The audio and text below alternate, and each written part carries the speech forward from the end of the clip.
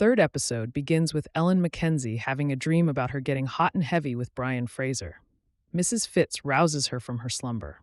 Fitz prays aloud that the continued gathering of the clan will produce a new laird, preferably Colum or Dougal.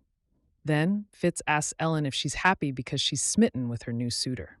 Fitz voices her approval. Ellen assumes she's referring to Brian.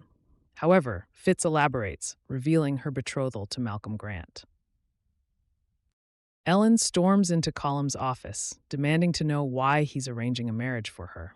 She insists she's more helpful to the clan at Castle Leoch. After all, she provided their late father with counsel. Colum claims Red Jacob was merely humoring her. This union between clans will undoubtedly mitigate the damage inflicted by Dougle. Meanwhile, Murtaugh is in a sour mood because Ellen is engaged. Brian is shocked. Not to mention, Murtaugh and Brian are both in love with Ellen. At the same time, Davina clocks that Julia is pregnant. Davina gives Julia Savin to induce an abortion. Julia knows the dangers of this herb, though. She pivots, proposing that Davina let her go. She's no use to anyone while with child. Davina reminds Julia that her husband vanished. Where could she go? A maid without a penny to her name. Julia points out that Brian calls Davina Ma. Davina admits she's Brian's mother. However, he's the laird's son. Davina pushes the Savin before Julia. This is her choice. Later, Ellen chats with Dougal about Colum surreptitiously arranging her engagement to Malcolm. Dougal states that Colum had no right to do that, as he's not the laird. Colum simply made the Grant's injury a problem, so he could provide a solution. Ellen asks her brother if he would rescind Colum's offer should he become laird. Dougal admits he doesn't see the benefit of aligning themselves with the Grants. They're more of a threat than an ally. Ellen wonders if the men supporting James McKinney for laird are a concern for Dougal. Dougal believes he has enough followers to win the title. That evening, Dougal discusses the Jacobite cause with Marcus McRannoch.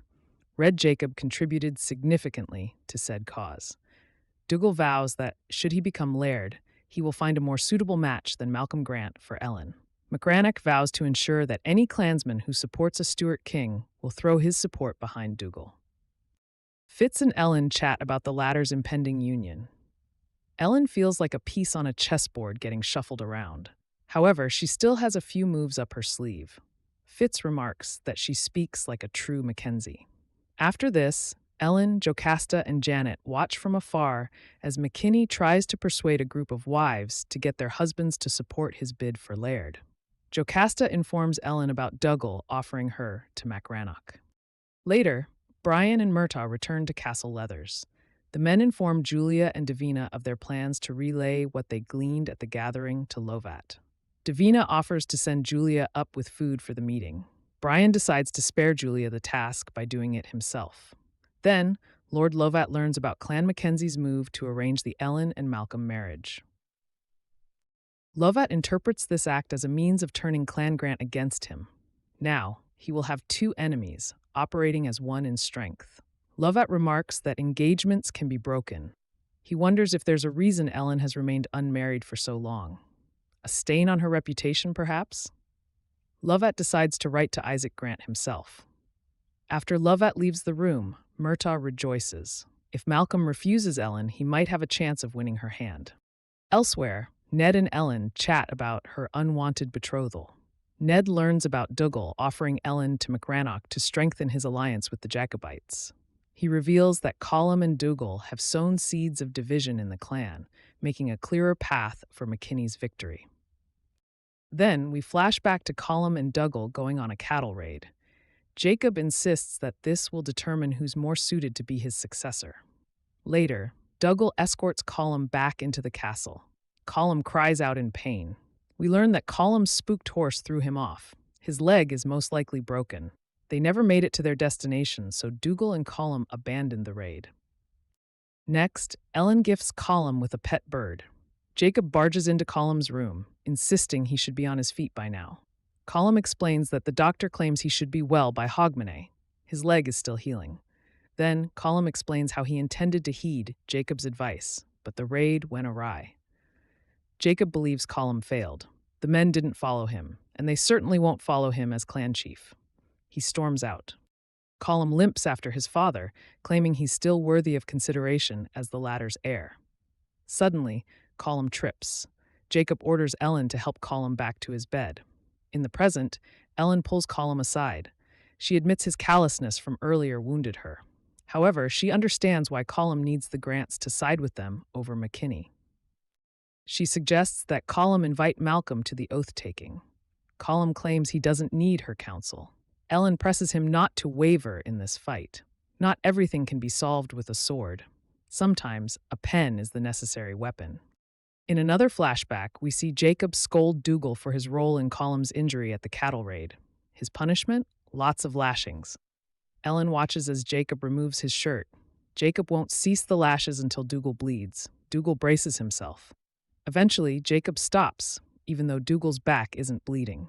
Jacob declares he couldn't beat more sense into Dougle if he tried. After this, Ellen confronts Dougle in the present for putting his needs before the clan. Dougle and Colum have been so busy trying to best each other in the race to be laird that McKinney will surpass them both to claim the prize. Is that what they want, McKinney at the helm? He doesn't have their best interests at heart. Later, Ned meets Ellen in her room. She reveals she's found a loophole, a way to resolve the McKinney situation. Ellen gives Ned a piece of paper with her idea. Ned reads it before offering a look of surprise. It's the day of the oath-taking. Malcolm Grant approaches Ellen to note that he's glad she's feeling better. Ellen plays along, stating she believes their match is as favorable can be. As Ellen heads upstairs to be with her sisters, we see Henry is hot on Malcolm's heels. Then, Colum makes his case for being clan chief. He pledges himself to the clan and admits he might not be physically capable as a warrior, but he will use his wit to protect the clan's interests. That said, should the day come that they will need to go to war, Colum will defer to Dougle as war chieftain. Dougle delivers a speech of his own, vowing to lead the clan to victory in times of battle. Next, Dougle kneels before Colum and swears fealty to the latter. McKinney storms out, it's over for him. Colum reciprocates, kneeling before Dougle to swear fealty to him in times of war. Jocasta asks Ellen if this was her doing. Colum and Dougle are a united front now. Ned explains the legality of it to the attendees. It is possible for Colum and Dougle to share leadership through separate duties. What transpires next is everyone therein pledging their loyalty to Mackenzie brothers, including McKinney. Colum informs McKinney that they intend to keep the latter as their most trusted counsel. That evening, Ned and Henry meet in a brothel. Archbug stands watch. Ned reassures Henry that the Mackenzies will keep their word regarding the betrothal. Before they part ways, Ned brings the brothel madam, Una Hay, over to chat with Henry about the woman he's looking for. Henry describes Julia's appearance. Of course, Ned and Una assume Henry merely has a particular taste in women, not that he's searching for his wife. Una promises to keep her eye out. After this, Julia writes a letter to Henry. She keeps to her duties around the castle. However, Julia's losing hope of ever leaving this prison and reuniting with Henry. She longs for home for Claire. Julia wants Claire to meet her younger sibling someday. Then, Julia apologizes in her letter for what she's about to do, but this will save her and protect their child. Julia walks into Lovat's chambers and disrobes. Lovat removes the covers on his bed and urges her to warm,